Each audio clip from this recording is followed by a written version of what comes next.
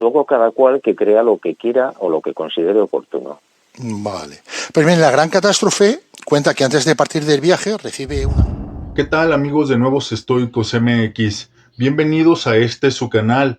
El día de hoy vamos a reaccionar a una entrevista que promete ser una de las más incómodas y reveladoras que hemos visto en mucho tiempo.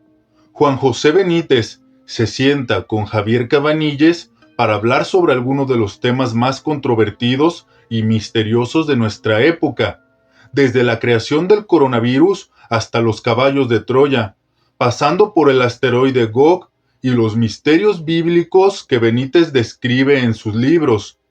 Todo será cuestionado y analizado con rigor periodístico. ¿Podrá Juan José Benítez defender sus teorías y creencias frente a las preguntas incisivas de Cabanilles? ¿O se verá obligado a retractarse y a admitir que no tiene todas las respuestas? La entrevista promete ser un viaje emocionante y desafiante a través de algunos de los temas más fascinantes y controvertidos de nuestra época. ¿Estás listo para descubrir la verdad detrás de las teorías de Benítez? ¿Quieres saber qué hay detrás de los misterios que rodean al coronavirus, los caballos de Troya, el asteroide Gog y Jesús de Nazaret? En este video vamos a reaccionar a la entrevista y a analizar las respuestas de Benítez con ojo crítico. ¿Te parece que sus teorías son convincentes o crees que hay algo más detrás de todo esto? ¿Quieres saber qué pensamos nosotros sobre estos temas? Si es la primera vez que nos ves, te invitamos a suscribirte a nuestro canal para no perderte ninguno de nuestros videos. También nos encantaría que si puedes nos regales un me gusta y un comentario para saber qué te parece la entrevista. Así que prepárate para este tiempo de debate intenso y revelador. Vamos a descubrir la verdad detrás de las teorías de Juan José Benítez. Soy tu amigo Lalo Hernández. Estás en Nuevos Estoicos MX. Comenzamos. Hombre, JJ, muchísimas gracias por estar aquí con nosotros. Muy bien. Pues gracias. Pues nada, vamos a hablar de su libro, La Gran Catástrofe Amarilla, que es un libro que empieza un jueves de enero de 2020, cuando usted y su mujer hacen los últimos preparativos para dar la vuelta al mundo en el barco El Costa Deliciosa, que sería famoso. ¿Por qué? Porque usted es uno de los más de 100 españoles que se quedó atrapado en el barco por culpa de la COVID. Otros lo atribuirían a una casualidad, pero en su caso eso es demasiado fácil. Y ya antes de la noticia de la pandemia, según cuenta, tiene la sensación de que algo va a pasar. ¿A qué atribuimos lo ocurrido? ¿A la casualidad o a la causalidad? Bueno, yo no creo en la casualidad hace bastante tiempo, ¿eh? Entonces, pues, bueno, entiendo que alguien me sacó de España. Por si acaso venían malos tiempos, que luego vinieron. Sí, porque hubiera sido, supongo, peligroso permanecer en España moviéndome de un lado para otro, como siempre me muevo, ¿no? Por las investigaciones. Hubiera sido un riesgo, sí. Y en cierto modo, La Gran Catástrofe Amarilla, su último libro, es una continuación de Gog. Empieza la cuenta atrás, su obra anterior, bueno, una obra anterior, y habla de un acontecimiento que tendrá lugar en 2027, un acontecimiento que Dios nos pille confesaos. ¿En qué consiste esta gran catástrofe? Bueno, suponiendo que sea verdad, que es un asunto a considerar, en fin, espero que esté equivocado, ¿no? Si no estoy equivocado, pues sería el impacto de un meteorito en el Océano Atlántico para el mes de agosto del año 2027. Y es un meteorito que no se ve ahora y que después se produciría nada menos que el segundo advenimiento de Jesucristo. ¿Cuánto hay de religión en su libro? Pues muy poco. Yo creo que repito, si es verdad la historia, bueno, pues se trata de un acontecimiento lamentable, pero de religión muy poco.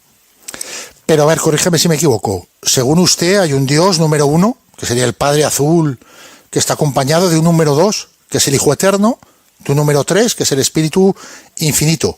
Y a partir de ahí hay miles de dioses menores que se hacen cargo, cada uno, digamos, de su galaxia, ¿no? Por ejemplo, Jesús de Nazaret gobernaría la Vía Láctea. Y hay millones de galaxias, ¿no? Y cada una requiere su dios. Luego además añade que la muerte no existe y que cuando venimos experimentar una especie de contrato que hemos suscrito con algún ente superior. ¿Estamos hablando de ufología, de extraterrestres o estamos hablando de teología? No, de teología no. No, porque yo no creo en la teología. Me parece una perfecta estupidez, ¿no? De comprender a Dios, que eso es la teología. No, es un diario en el que yo expreso lo que ocurre día a día. Y serie de conversaciones con los pasajeros sobre todos estos temas que menciona. Pero luego usted en algunos momentos dice que le pide pruebas a Dios, por ejemplo, que se pose una mariposa si va a ocurrir cierta cosa, y esa mariposa se posa, digamos, o sea que algo sí que hay de teología. No, teología, repito, es intentar comprender a Dios, entender a Dios, y yo no intento comprender a Dios. Y vamos a hablar de más temas porque en su libro este es un poco recopilación de cosas o de ideas que ha ido esbozando usted a lo largo de muchos años y nos remonta casi a 40 años, ¿no? Cuando sale Caballo de Troya en el año 82, que usted dice el editorial, que eso sería a lo mejor discutible, que usted ha vendido 4 millones de ejemplares y que sigue siendo polémica. Entonces vamos un poquito a los orígenes hasta cuando su editor, Fernando Lara, entrevistado por Interview en febrero de 1988, decía que usted había tomado algunos párrafos, que fue la polémica del momento, del libro de Urantia. ¿Cuánto del libro de Urantia en su libro y en la rebelión de Lucifer? Pues nada, muy poco, porque yo no he plagiado absolutamente nada. No, yo no he dicho plagio, ¿eh? No, pero... Porque aparte ese libro, que quede bien claro, no tenía derechos porque de haber sido un libro revelado, es un libro escrito, digamos, por extraterrestres, por lo tanto, para que haya plagio tiene que haber, digamos, una violación de los derechos de una tercera persona. Intervino lo de plagio, pero Fernando Lara decía que sí que había utilizado usted algunos pasajes, pero vamos, rechazaba lo de plagio. No, yo no he copiado absolutamente nada de nadie. Lo que pasa es que en este mundo pues hay gente con muy mala sombra. ¿Y le atribuyeron a usted? Sí, le pondré un ejemplo muy claro. El señor Antonio Rivera, que fue uno de los que me acusó de plagio, era un señor que se dedicaba a plagiar todos sus libros. Ya que le ganó usted un juicio. Ya que le ganó usted un juicio al señor Rivera porque decía que usted había escrito con usted una serie de libros sobre humo y el juzgado dijo que no, que el libro lo había escrito usted.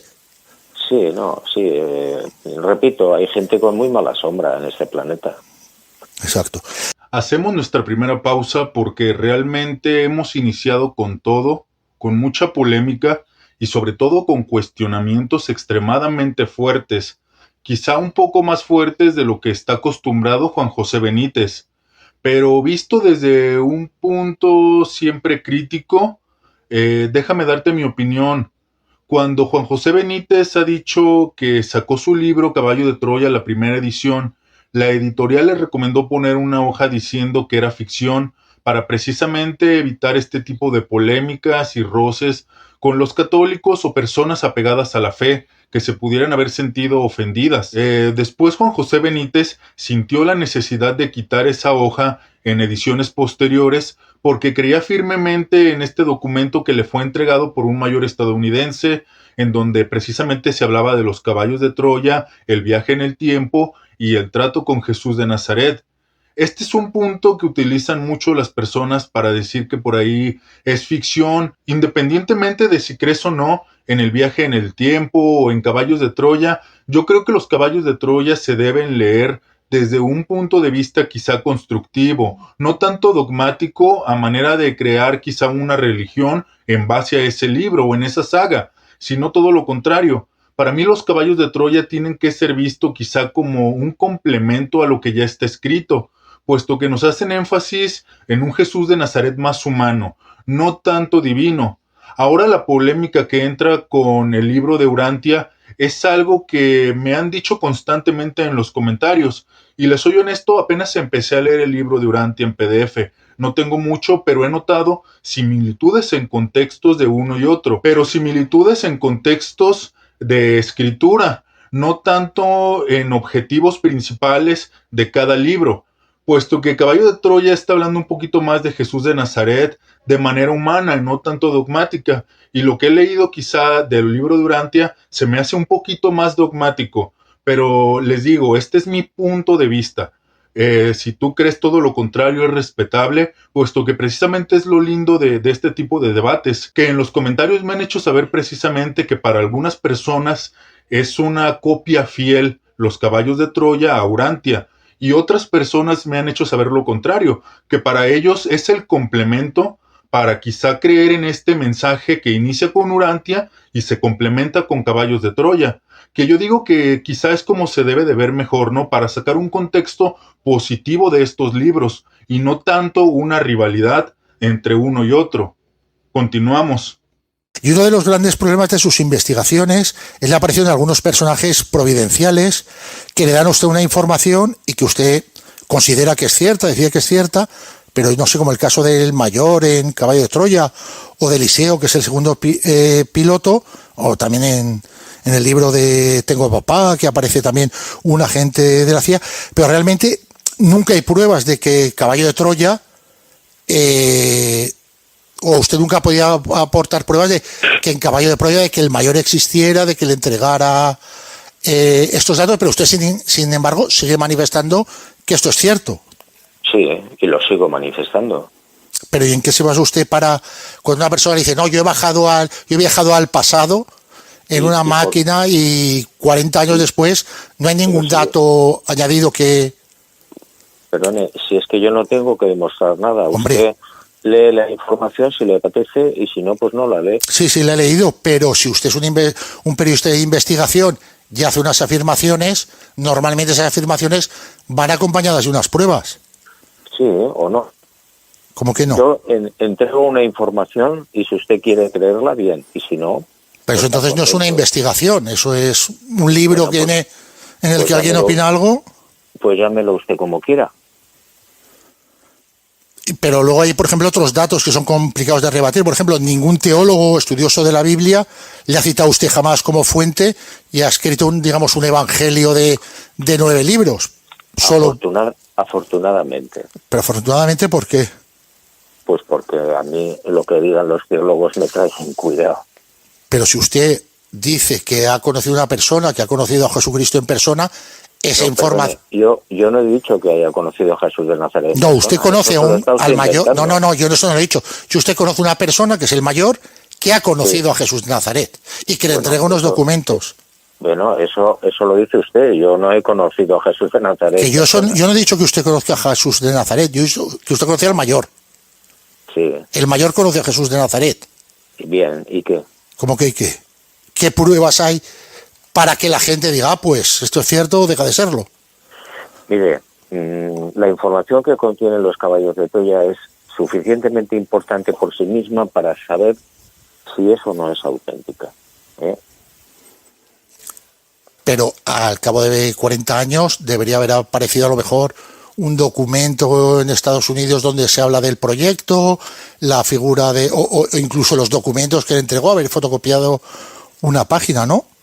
Bueno, y en el año 69 se llegó a la Luna. Cierto. Allí vieron una serie de cosas que no son normales y nunca se ha dicho qué es lo que vieron y grabaron.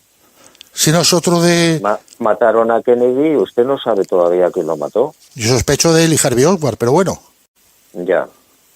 Otra cosa es que hubiera algo detrás, que yo creo que no, pero vamos. Ya. Y en esta línea, ya que saca usted el tema, también me gustaría recordar el famoso documental Mirlo Rojo, que es un poco al que usted hace ahora referencia dentro de la serie Planeta del Cantado, en el que usted presenta unas imágenes realizadas por un estudio de Bilbao, como si fuera un documental o un documento de la NASA. Y mi pregunta es, si esas imágenes, como parece, fueron una recreación, ¿qué fue de las auténticas imágenes? ¿Dónde están? Bueno, esas las requisaron los militares cuando regresaron Neil Armstrong y Aldrin a la Tierra. ¿Pero usted llegó a verlas, las imágenes? Mire, si usted lee La Gran Catástrofe Amarilla, verá un documento, Sí. una información, donde se habla de cómo este señor Armstrong y el otro vieron un edificio en ruinas en la Luna y lo grabaron. Y él mismo reconoce que cuando volvieron a la Tierra, los militares le requisaron la película. Que esto es un poco el testimonio de Agustín Ceva, que, digamos, zanjaría un poco la polémica. ¿Podría explicar un poco qué le contó a su amigo Agustín Ceva? Eso es lo que está en el libro. Sí, Efectivamente, eso le pregunto. Sí, sí. ¿Y qué es lo que quiere saber? ¿Qué le dice Agustín Ceva? Porque lo que está en el libro, lo que tiene usted ahí en el libro... Yo lo tengo, pero la gente que esté oyendo el programa a lo mejor no lo ha leído. Bueno, pues lo que dice en el libro, la información que procede de este señor, es que él fue testigo con otros muchachos, cuando era joven, de una conversación con Armstrong en su casa, donde Armstrong les cuenta a estos muchachos cómo la nave fue escoltada por una serie de ovnis hasta llegar a la Luna, cómo vieron 4 objetos en la superficie de la Luna y cómo vieron el edificio en ruinas. Yo lo que pasa es que nosotros nos hemos puesto en contacto con Erin Armstrong, que es la persona de la que habla Agustín Ceva, y la respuesta es: no sé quién es Agustín Ceva y nunca he tenido una reunión con nadie en ningún momento en el que mi padre hablara de haber encontrado algo extraterrestre en la Luna, y tampoco le escuché decir eso nunca jamás. Según usted, Armstrong lo contó 2 veces. Mire, lo que diga ahora el hijo de Armstrong es normal que diga que no o que no sabe nada. Lo que yo sí le digo es que esa conversación tuvo lugar, fueron 2 en realidad, 2 conversaciones. Según Agustín Ceva. Según Agustín Ceva, por supuesto. Pero solo tenemos el testimonio de Agustín Ceva. Bueno, ¿y qué? ¿Qué le hace pensar que el testimonio de Agustín Ceva es cierto?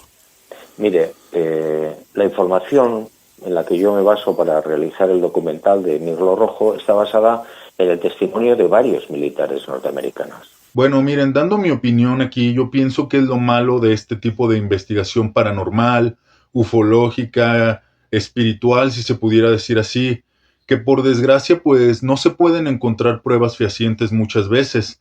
Yo creo que esto apela más a la razón y a la conciencia de cada uno de nosotros, puesto que es algo que no se puede palpar o tocar, el hecho de la espiritualidad y este tipo de investigaciones. Ahora toquemos el tema de los caballos de Troya y los viajes en el tiempo.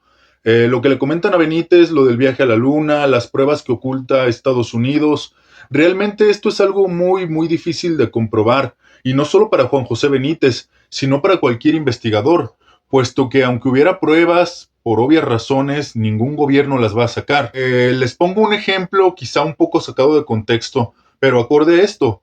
En la Segunda Guerra Mundial, cuando entre Rusia y Estados Unidos se reparten a los científicos de la Alemania nazi, se llevaron todas las investigaciones que cada uno tenía, y sin embargo jamás se las hicieron saber al pueblo, porque un gobierno no tiene por qué hacerlo, precisamente por una cosa llamada seguridad nacional. Y no es que esté defendiendo a Juan José Benítez o sus puntos de vista, sino que trato de ver esto de manera objetiva. Aunque los caballos de Troya o las teorías sobre la conspiración del viaje a la Luna fueran ciertas, por motivo de seguridad nacional, jamás ningún gobierno podría sacar estas pruebas. Puede que por ahí se les escape algún tipo de información, como suele suceder, y en este caso se presente como este tipo de teorías, pero pienso que va a llegar hasta ahí. Actualmente se están desclasificando muchas pruebas ufológicas por parte de Donald Trump, pero siempre es acorde a lo que el gobierno quiere que el pueblo sepa. Jamás va a ser en tiempo real. Entonces yo creo que, siendo objetivos, si existieran este tipo de pruebas, no las veríamos, o por lo menos no en estos tiempos. Cuyas identidades, por supuesto, no voy a revelar. Claro. Pero el testimonio usted al que se refiere es el de Agustín Ceva, que es el que escuchó a Armstrong decir... El testimonio de Agustín Ceva es el último. ¿Y usted cree que es cierto? ¿Cómo? ¿Usted cree que es cierto este último testimonio? Sí, claro, por supuesto. Tenga usted en cuenta que yo he hablado con este señor varias veces. No es lo que aparece en el libro, La Gran Catástrofe Amarilla, es lo último. pero yo he tenido varias conversaciones con él. Y él sí que le ha aportado pruebas de que esa conversación tuvo lugar. No, si no es un problema de apostar, de proponer pruebas. Es un problema de creer o no en la palabra de una persona. Hombre, tratándose usted de un periodista de investigación, a lo mejor sí que es una cuestión de pruebas. Bueno, usted piensa así, yo pienso de otra manera. Vale, pero luego tenemos, por ejemplo, otros casos. Su famoso anillo de origen pretendidamente extraterrestre, que nunca ha llevado a analizar por un organismo independiente. Hay un análisis en su página web.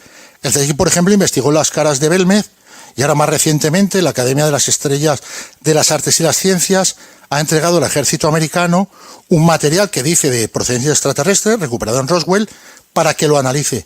¿Por qué no hace usted lo mismo? ¿Por qué no entrega el anillo palito, cero palito, a un organismo independiente que realice un análisis a ver si es cierto que tiene origen extraterrestre, como podría ser? Porque no lo necesito. ¿Por qué no? Porque no lo necesito. ¿Y por qué no? Pues porque no, porque tengo pruebas suficientes para mí que demuestran que ese anillo no es normal. Yo no he dicho extraterrestre, he dicho que no es lógico, normal. Pero usted sí que lo vincula, por ejemplo, al ovni que vio Dionisio Ávila, que tenía esos mismos símbolos. Claro, yo lo vinculo como lo vincularía cualquier persona con sentido común. Pero entonces... Entre otras cosas porque son los mismos símbolos. Ya, pero a lo mejor si realmente ese material es de origen extraño, no digamos extraterrestre y tal, la opinión de un organismo independiente, ya que usted encargó un análisis, una persona de su confianza, una empresa de su confianza, la visión de un tercero que no estuviera implicado a lo mejor es interesante, ¿no? Bueno, mire, yo he hecho varios análisis, no uno. En su página solo hay uno. Bueno, en mi página puede haber uno y yo puedo haber hecho 10. Vale, ¿y dónde están? ¿Dónde están? Pues a usted qué le importa. Pues yo quiero saber si eso es cierto o no. O sea, bueno, si el origen de ese anillo es extraño o no. Porque bueno, yo soy lector suyo. Si yo no tengo interés en decirle a usted ni a nadie nada, pues no lo hago. Ahí está muy bien. Claro. ¿Cómo describe JJ Benítez esto? El 25 de julio, a eso de las 18 horas, por una serie de curiosas casualidades, yo me encontraba buceando en las luminosas aguas del Mar Rojo. Pues bien, tras una hora larga de infructuosa búsqueda de un anillo perdido por Blanca, su esposa, fui a descubrir otro anillo, semi-enterrado en el fondo arenoso.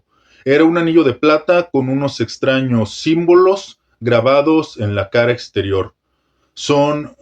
Pareciera al código binario. Juan José Benítez argumenta que con las pruebas de termovisión que se hizo, este anillo tenía diferente temperatura alrededor de su circunferencia. Entonces aquí yo creo que, siendo un poco objetivos, ya entra a interpretación y sobre todo a la aleación con la que puede estar hecho este anillo. Se alcanza a distinguir, según Juan José Benítez en su página, que es de plata, pero nunca se ha hecho un estudio completo para saber toda su aleación de la que puede estar hecho. Entonces aquí yo digo que es un poco ya de interpretación. También Juan José Benítez jamás ha dicho que es un objeto extraterrestre o que proviene del más allá, sino que es un objeto con una simbología interesante. La simbología se ha utilizado a lo largo de la historia, entonces aquí yo creo que es un poco de interpretación y sería cuestión de ver la aleación con la que está hecha este anillo para poder cuestionar de qué se trata y si es sobrenatural o no, que en este aspecto yo creo que va más bien a la aleación con la que está hecho.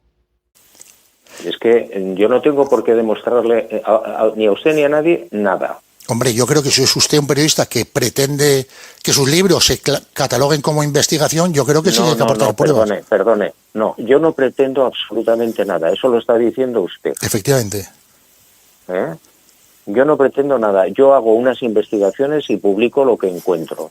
Y luego cada cual que crea lo que quiera o lo que considere oportuno.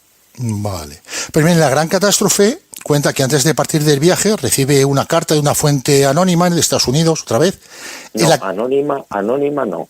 Está usted mal informado. No estoy mal informado porque le doy una fuente que usted no identifica, porque lo dice que... No, perdón, la fuente está identificada porque esa carta me la envía un contacto que yo tengo en Estados Unidos. Pero no da el nombre. Sí, el nombre lo tengo. Pero no lo da. ¿Pero el nombre de quién? De la persona que le manda la carta, que pide... Sí, claro. No, yo no la doy como es lógico.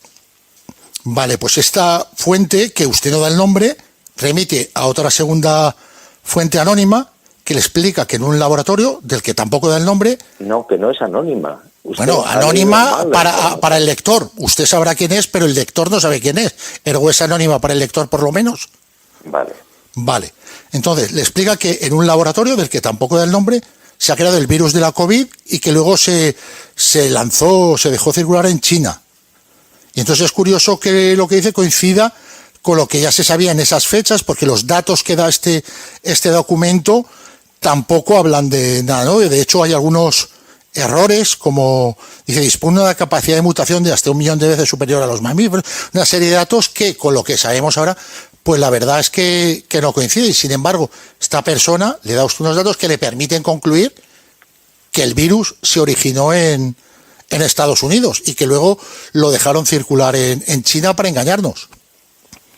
Sí, ¿y cuál es su pregunta? Mi pregunta es, ¿qué base tiene esto? ¿Ha comprobado usted por otras vías si esto es así cierto o se ha conformado con la carta que recibió? Que nadie ha visto, por cierto. Yo lo he comprobado o lo he contrastado con la fuente que me envía la carta. Pero la fuente tendrá que comprobar los datos que da la fuente, no la fuente puede decir que sí. Si usted lee la carta verá que este señor asegura que fue novio de esa señora, de esa militar. Exacto. Y una militar, por ejemplo, que sabemos datos, es mujer, sargento. Lleva 12 años trabajando en un laboratorio donde se diseñó lo que usted llama el LABOC 142. Es bioquímica, doctora del MIT. Trabajó en el proyecto Peel Driver en el Área 51. Pertenece a la Marina. Es jefe de departamento desde 2008. Fue contratada por un general. Trabaja en el nivel K del misterioso laboratorio. Entonces, usted pretende encubrir, que no se sepa quién es la persona. Yo creo que de 7.000 millones de personas que hay en el planeta Tierra, con este perfil tiene que haber una. O sea, si los servicios secretos americanos quieren localizarla, usted ha dado todas las pistas. Bueno, pues que lo hagan. Ah, vale. Ya está. Aquí se le cuestiona mucho a Juan José Benítez sobre las fuentes que le dan dicha información o dichas informaciones, y no es nuevo en el ambiente periodístico. Por ejemplo, aquí en México, un poquito sacándonos de contexto, existe una periodista llamada Anabel Hernández que se dedica a investigar todo sobre traficantes y demás personas de ese rubro, siempre haciendo libros que son bestseller, pero siempre ha sido cuestionada su credibilidad, puesto que nunca da fuentes, nunca da personas, nunca da nombres que se le acercan a darle este tipo de información. En este aspecto, obviamente, es por seguridad. Yo creo que con Juan José Benítez pasa lo mismo, y con cualquier persona que escriba un libro de este tipo, quizá pasa lo mismo. Cuando se te acerca una persona como periodista que te pide discreción o que te pide no salir a la luz pública, yo creo que se tiene que respetar eso. El presentar pruebas de lo que se dice o no es otro punto y es válido, porque como dijimos muchas veces, estas pruebas en ocasiones, y no hablo en específico de Juan José Benítez, sino en general de este tipo de temática, pues no se pueden presentar, porque muchas teorías de conspiración pues son gubernamentales. Puede apelar a la seguridad nacional, y si son espirituales, pues la espiritualidad obviamente no se puede comprobar.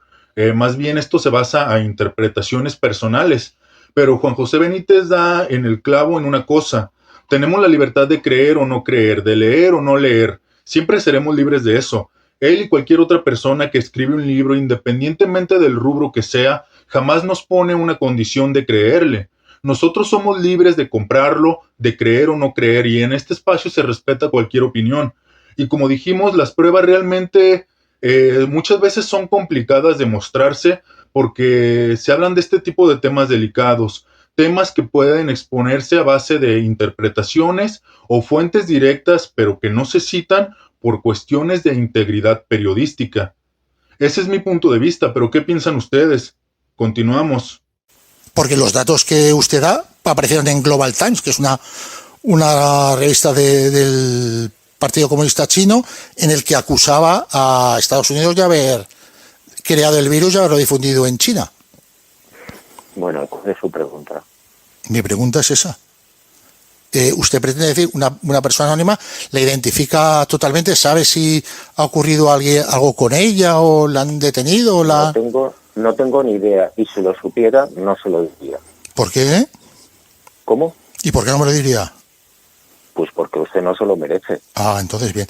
Y otra cosa, en esta carta, esa misteriosa fuente, dice que hay 12 fármacos que reducen la hiperreacción del sistema, impiden el ingreso del virus en las células, congelan la replicación del coronavirus y ayudan a los problemas respiratorios agudos.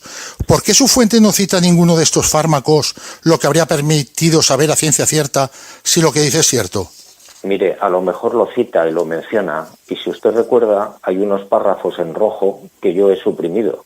Ya, entonces, lo que puede salvar miles de vidas se lo oculta. Bueno, llámelo usted como quiera. Venga, también dice usted que 13.000 científicos han participado en el proyecto cuyo objetivo es provocar entre 1 y 3 millones de muertos. ¿De verdad cree que 13.000 científicos callarían ante esta matanza? Pues sí, porque hay muchos estúpidos, ¿sabe usted?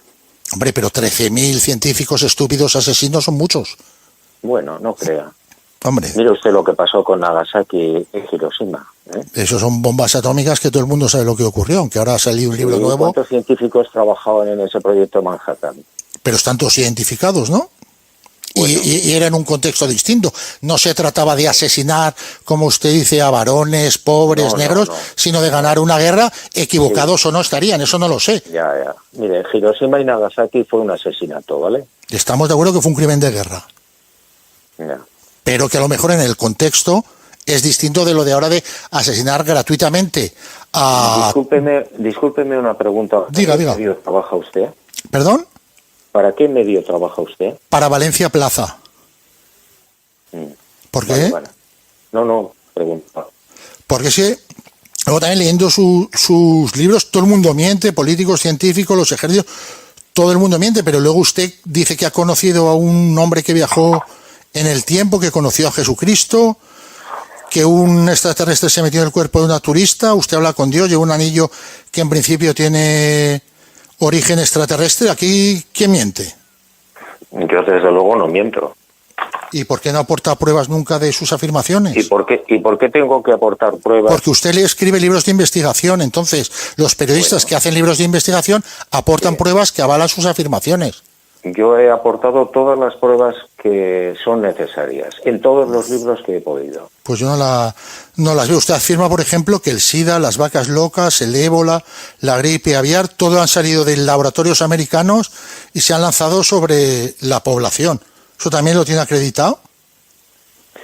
Pues en algunas cosas sí, en otras no, por supuesto. ¿Cómo que en otras no? Mire, si usted lo que quiere es, meterse conmigo, dígalo claramente. No, yo le pregunto lo que creo que tengo que preguntarle a raíz de su libro, que yo, de todos los que he entrevistado, debo ser de los pocos que me lo he leído. Perdone, pero ¿usted por qué dice que mi anillo es extraterrestre? Eso se lo está usted inventando. No, extraterrestre, digamos, dejámoslo de origen desconocido. Y usted tiene en su página web un análisis dando a entender que tiene unas propiedades, ese material del que está hecho el anillo, que inducen a pensar que son muy misteriosos. ¿Cree usted que me he inventado las fotos en las que sale la luz del anillo? ¿Perdón? ¿Cree usted que me he inventado las fotos? No, yo creo que la parte del análisis que ha sacado usted, que no está todo, pero sobre todo, ¿por qué no lo ha llevado a un laboratorio, digamos, independiente, una persona? Pero, oiga, ¿independiente es el Instituto de Ciencia de los Materiales, sí o no? Pues depende, sí. No, pues es independiente absolutamente. Y otros laboratorios a los que he acudido igual, exactamente igual. Pero solo vemos uno, ¿no? No, ¿y eso qué quiere decir? Pues que a lo mejor habría que ver los otros, o que, como le he dicho, en Estados Unidos están analizando restos que dicen unas personas que proceden de Roswell, se lo dan al ejército para que hagan lo que ellos entiendan necesario para salir de la duda, no intervienen y saldrá de ahí un análisis. Si dice que es extraterrestre, todos contentos, y si dice que no, ellos asumirán su error y ya está. Pero aquí no parece el caso. Muy bien. ¿Cuál es su pregunta? Pues ya no me acuerdo qué me está usted diciendo, pero le voy a hacer otra pregunta, va. Otra de las afirmaciones que hace usted es que los aviones del 11S no llevaban pasajeros, que todo era un montaje. ¿No le parece una falta de respeto a las familias de los 157 personas, o 265, si somos los aviones que murieron en los aviones que se estrellaron, los 157 de las Torres Gemelas? No me parece ninguna falta de respeto. Me ¿Usted parece cree? falta de respeto que los norteamericanos mientan. Pero Eso es una falta de respeto. ¿Usted cree que los aviones iban vacíos? Iban vacíos, sí. Y entonces todos estos artículos que han salido en cientos de medios de comunicación donde entrevistan a los familiares de los muertos y todo eso, esos también son mentirosos. Pues no digo que sean mentirosos, no estoy diciendo eso. Digo que alguien está mintiendo. Vale, ¿y cómo se explica que haya salido artículos, que haya un memorial en Nueva York con los nombres de todas las víctimas de los aviones y todo eso, si esas personas nunca existieron? ¿Dónde están? ¿Cómo se puede falsificar las biografías de 157 personas? Ya hablo solo de los aviones que se estrellaron en las Torres Gemelas. Yo no he dicho que se haya falsificado nada, ¿Entonces? Bueno, puede ser que esas personas que iban en esos aviones estén en otro sitio o los hayan matado. Pero en todo caso se ha falsificado la información de que murieron en los accidentes. Bueno, sí, por supuesto. Mire usted, los norteamericanos falsifican casi todo, sobre todo los militares. Hombre. Y le vuelvo a remitir a las pruebas del tema del proyecto Apolo. Que no hay ninguna prueba de lo que usted afirme sea cierto, dicho sea de paso. Hombre, claro, no hay ninguna prueba. Entonces, sí, por supuesto. En este segmento se tocaron temas muy delicados y hablaré a opinión personal. Para mí el coronavirus, obviamente no tengo pruebas, pero para mí sí fue creado en un laboratorio y no sé con qué objetivo. Mucha gente teórica de la conspiración piensa que fue para reducir la población. Juan José Benítez dice que para destruir la economía de Europa. ¿Qué creer? Es tu opinión, pero para mí sí fue creado. También se toca el tema de las Torres Gemelas de Nueva York.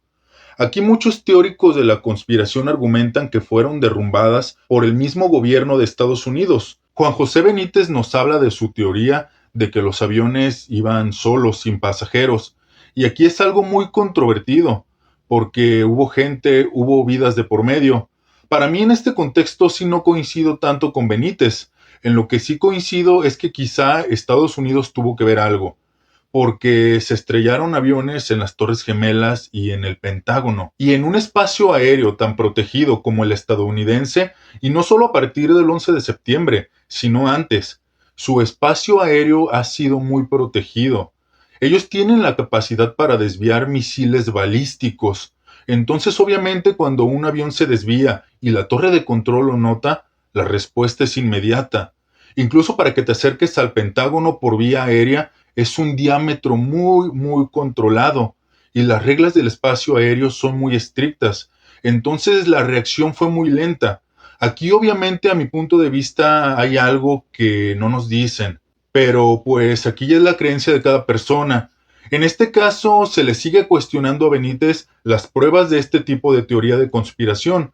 Yo creo que si Juan José Benítez tuviera las pruebas de este tipo, del caballo de Troya, de todo este tipo de conspiraciones, estaríamos hablando de una persona con información altamente clasificada. Pero en este caso, puedes creer o no creer en Juan José Benítez, pero para mí, sus teorías y sus libros son un poco más para meditar, para cuestionarnos todo lo que vemos, para no creer en todo lo que nos dicen, por la simple razón de que si existen esas pruebas, pues por seguridad nacional no las van a mostrar. Solo tendremos acceso a lo que se dice, a lo que se cuestiona, a dichos informativos de terceras personas, pero hasta ahí. Pero en realidad este tipo de temas, este tipo de cuestionamientos son muy, muy controvertidos y para mi gusto, esta es una de las entrevistas más incómodas que se le ha hecho a Juan José Benítez, por el simple hecho de cuestionarse pruebas de algo que quizá no se puede mostrar pruebas. Y te repito, no es por Juan José Benítez. También aquí la persona que cuestiona a Juan José Benítez argumenta acerca de Hiroshima y Nagasaki, de que es un contexto diferente. Para mi punto de vista, no veo por qué puede ser un contexto diferente. Se trató de destrucción. Murieron personas inocentes, niños inocentes, personas que no tenían nada que ver. Obviamente con el fin de terminar la guerra, pero con gente inocente como siempre pasa en las guerras.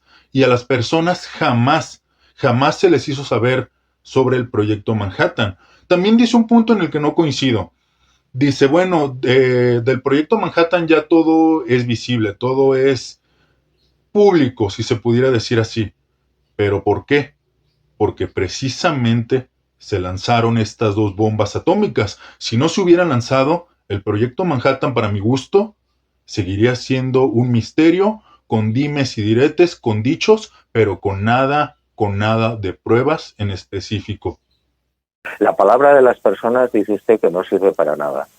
Sirven los documentos, sirve si aparece la cientología, porque usted emitió unas imágenes haciéndolas pasar por verdaderas que luego resulta que se habían hecho en un análisis Yo no las hice pasar por verdaderas y la prueba está que en los créditos aparecía el nombre del laboratorio. Aparecía, entonces, pero en el momento en el que... Está usted inventando. No, eso no es cierto. En el momento que salen las imágenes, mire, usted dice, y estas son sus palabras, esta fue la verdad, la única y secreta verdad. Esta película de 14 minutos jamás fue difundida por NASA y emite unas imágenes. Es verdad que luego aparece acreditado dentro de los títulos de créditos el estudio de Bilbao, pero en ningún momento se vincula con esas imágenes, ni usted dice, esto es una recreación de lo que se hizo.